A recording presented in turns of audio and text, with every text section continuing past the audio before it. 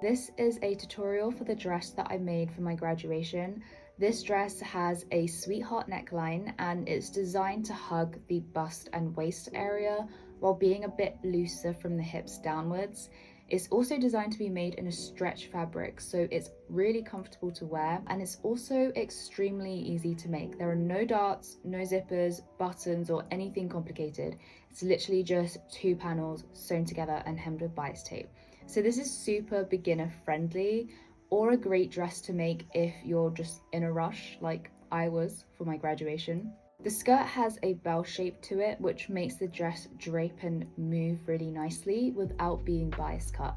So that means there's less fabric wastage and you save money on fabric, which is always good. So to make this dress, all you're going to need is 1.5 meters by 1.5 meters of stretch fabric, around 4 meters of bias tape, thread, fabric scissors, a sewing machine. I use a serger, but you don't have to use a serger, we'll get into that later, and the printed PDF pattern. I will include the link to my digital PDF pattern that you can print at home in your size. So the first step is to print the pattern.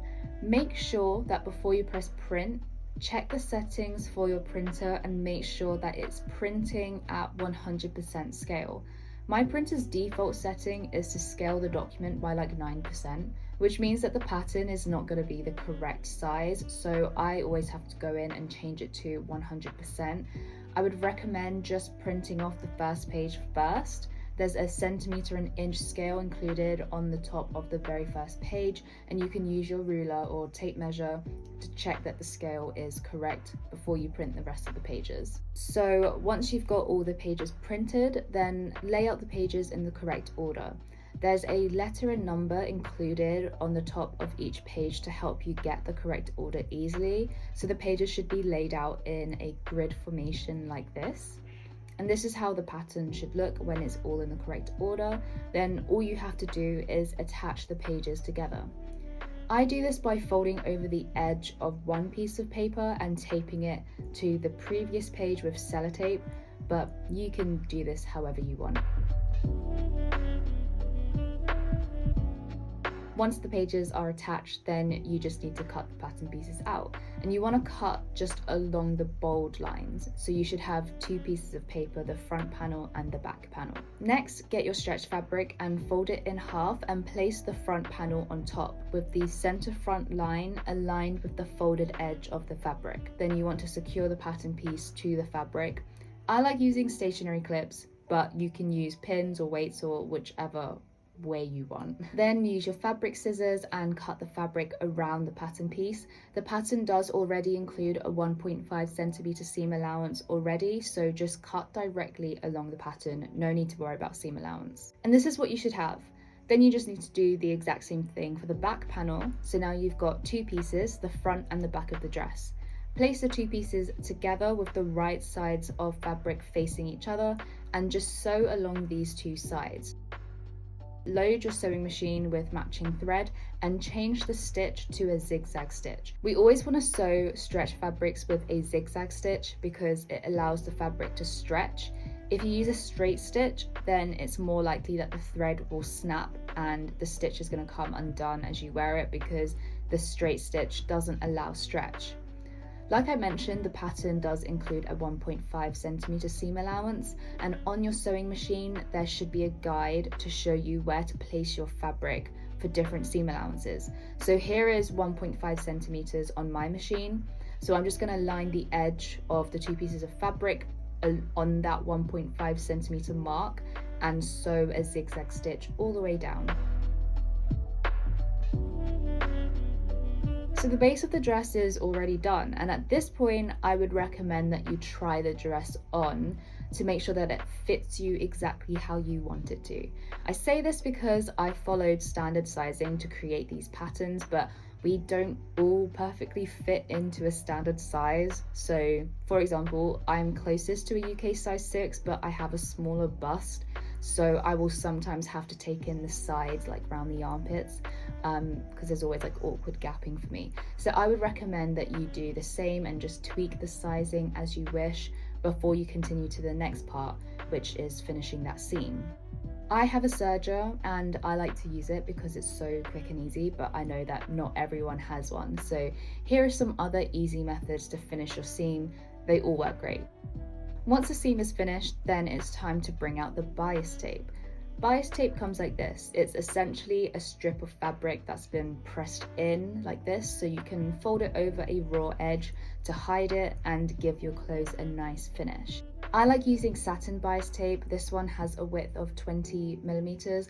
I just like how it looks, but you can use any material, color, or size of bias tape that you want. And here is how I like to attach bias tape. To make things easier for myself, I fold it in half, a little off center, so one side has a bit of overhang, and I use an iron to press that fold in. And I just do this all along the 4 meters of bias tape.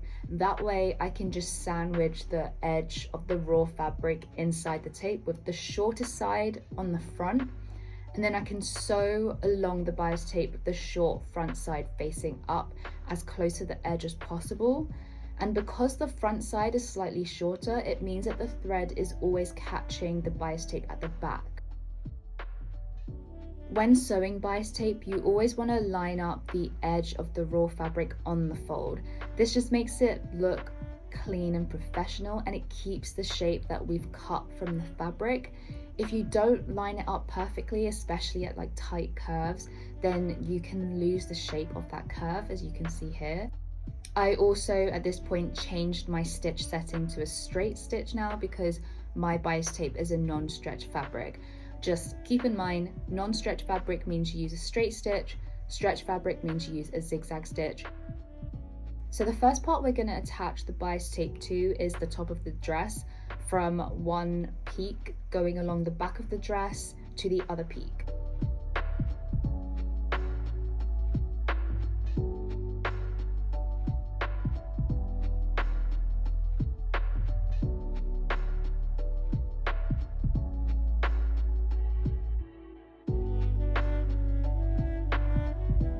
So it should look like this. Then take about 1.4 centimeters of your folded bias tape and attach the midpoint to the middle of the front of the dress. Then just sew the bias tape from one peak to the other peak going along the front of the dress. And make sure you're encasing the ends of the previous bias tape as you do this. When you get to the dip in the middle of the bust, again, keep the edge of the fabric right along the fold of the bias tape as best as you can and just keep sewing along. When you're finished, it's going to look like this. So we've kind of lost that middle dip, but no worries, we're going to bring that back by folding the dress in half, right sides facing each other. Line up the two peaks so you get the exact midpoint of the front, and we're just going to sew a small straight line here. And this line should line up with the center front of the dress. Once you've done that, open it up and you can see we've got a nice sweetheart neckline. Next step is to sort out the straps. So just turn the dress inside out and put it on. And if you can find someone to help you with this step, then that would be great because it's gonna be a bit difficult to do by yourself. But basically you want to pin the straps to the back of the dress and make sure that you're comfortable with the fit. The strap should definitely feel a bit more on the tighter side so it's really secure on your shoulders. And also the back of the dress should be high enough to cover your bra if you're wearing one. Then take the dress off so you can attach the straps. But before you do that, you want to finish the ends of the strap so that there are no raw edges exposed. So iron the end of the bias tape flat and then fold the end in. Iron that down and fold in the two sides and iron that down. You see, if you close the tape now, you can see that there are still like the corners of the raw edge still sticking out. So I also fold in the corners and iron them down before then ironing that final fold. Now you can see there's absolutely no raw fabric exposed. So you can now continue sewing down the strap from the peak all the way down to secure all of that ironing that we've just done in place. And then line up your markings to put the straps in the correct place and make sure the strap isn't twisted or anything like that, and just sew 2 small lines to attach the strap securely to the back of the dress. Last step is to hem the bottom of the dress with the exact same bias tape technique. So I start by slightly overlapping a side seam, and then I go all the way around the hem. And once you approach the end, leave about 10 centimeters left of the hem and cut the tape with about 8 centimeters of extra length. Then take it back to your ironing board one last time to hide the raw end of the bias tape, just like you did with the straps. So iron flat, fold over the end, iron the sides in, iron the corners in, and iron the fold. Then take it back to the sewing machine and finish it off by just continuing to sew along the bias tape on the hem, and make sure you encase the raw end of the beginning of the tape within the end of the tape. If you want to be super fancy, you can try to line up the end of the bias tape with the side seam so that it looks like it's one seam. I was a little bit off here, but it honestly doesn't really matter. I don't think anyone would notice. But that's it, the dress is completed. I followed my UK size 10 pattern, and this is the dress on a UK size 10 mannequin, and it literally only took me like 3.5 hours to make. If you have any questions regarding this dress, then it would be best to leave a comment on this video. I will respond as fast as I can, and that way other people can see the answer if they have the same question. As always, please do tag me on Instagram or TikTok if you end up making this dress, because I would love to see your versions and repost them on my accounts. Thank you for watching. I'll see you guys in the next one.